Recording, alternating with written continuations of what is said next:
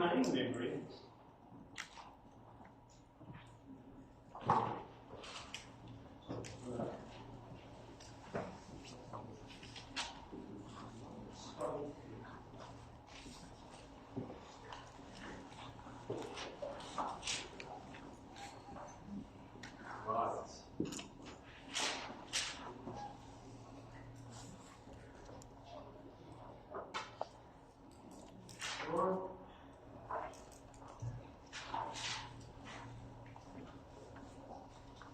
one of the first mechanisms we discussed was this idea of switching of processes. So when we switch processes, or actually we call them swapping. We take a full process, we swap it into memory, and then we run it, and then when we're done, we can swap it away again. But the problem with the swapping is we needed this contiguous memory block that we wanted to swap our processes into. Finding such a block, meaning a hole, that's what it's called. A hole is what we declare as a contiguous piece of memory addresses that we can use for our swapping our process into. We used different algorithms for this.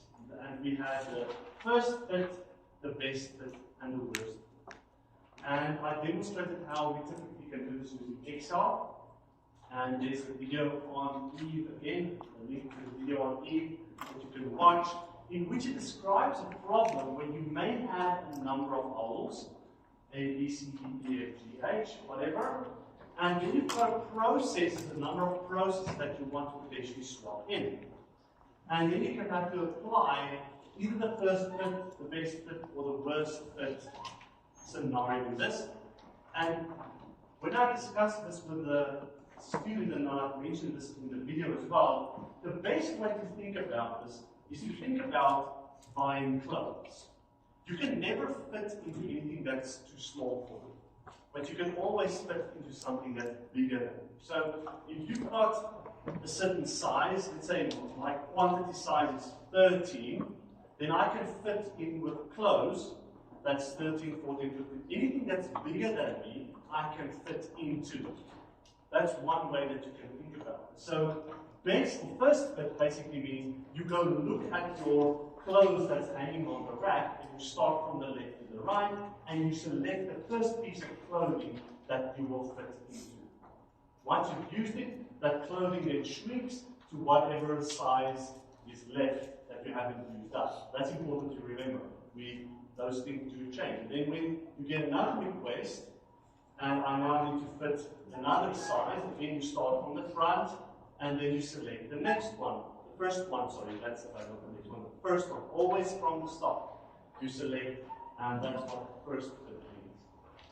The advantage of the first fit is the seek time to find such a hole is on average half of the linked list size.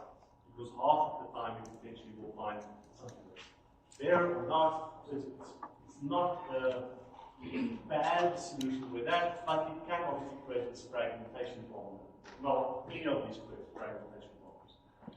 Then the best fit solution looks at all the clothes. So you basically go to your closet, you take out all the clothes that will fit you, anything that's bigger than you put them on your bed somewhere, and you find the clothing that's the one that fits you the best, the one that means you're not going to have much left afterwards. Just remember to update. Once you've selected that clothing then shrinks to a smaller size of whatever value is left, and you put it back in your closet. And then the worst fit is you look at the one that's too big, and you try to fit in that one so that you've got the biggest hole left potentially. Those are the new algorithms. Again, look at the video if you're not sure of how this is accomplished. The next thing is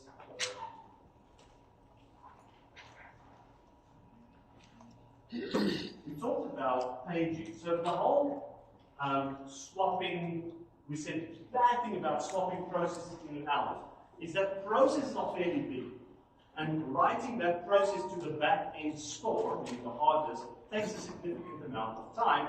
And then reading that new process into main memory is also quite slow because they're so big. So instead of having these big bulky things, we created, or the very intelligent people created this principle of paging.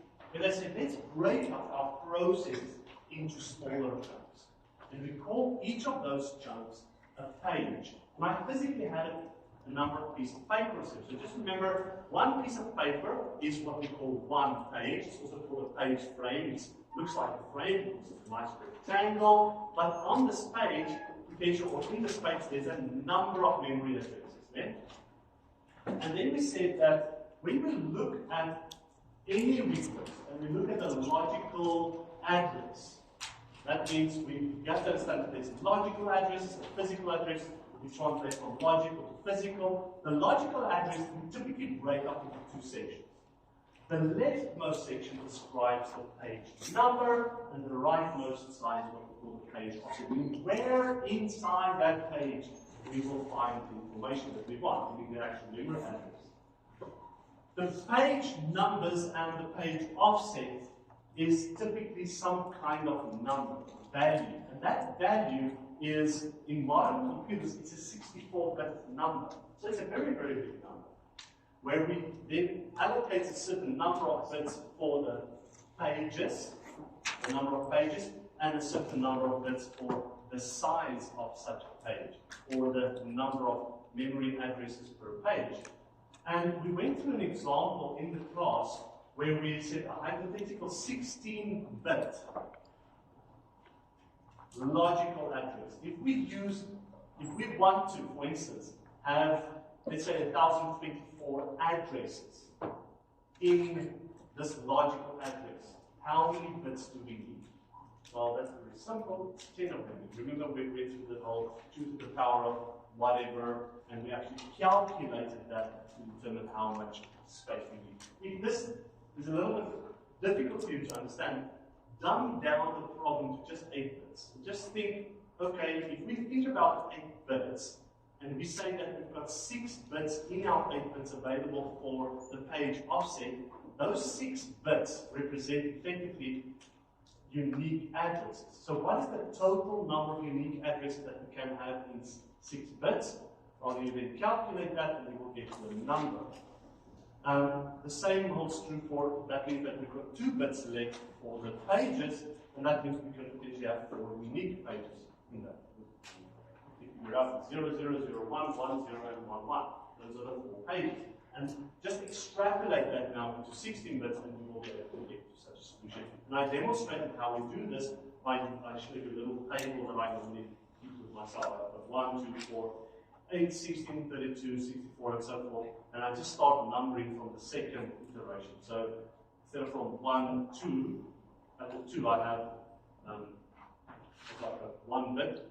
I'm sorry, 2 bit, no, 1 bit, and I can represent 2 bits. I've got 2 bits, and I can represent 4 bits. I've got 3 bits, I can represent 8 bits, and so forth. And that's just a quick little table like that will help you to determine how many bits is necessary or needed, or quickly how to solve this type of problem. Okay. Then we've demonstrated how to translate between logical and physical addresses. And really, it's technically this principle. So just remember that the page table doesn't have to go from top to bottom. We can also represent the page table from left to right, so that we can get a bit more space in our question paper. But effectively, the idea is, if not asked, you will assume that the 2 most left bits is the page frame, or the page number that we're looking for, and then the other 6 bits, the 6 least significant bits, are the offset. So in the typical example here, 246, if you translate that into binary, this binary number, always make sure that you end up with 8 bits. If you don't end up with 8 bits, then you pad the front, the leftmost, with a bunch of zeros so that you can get to 8 bits. Once you get that,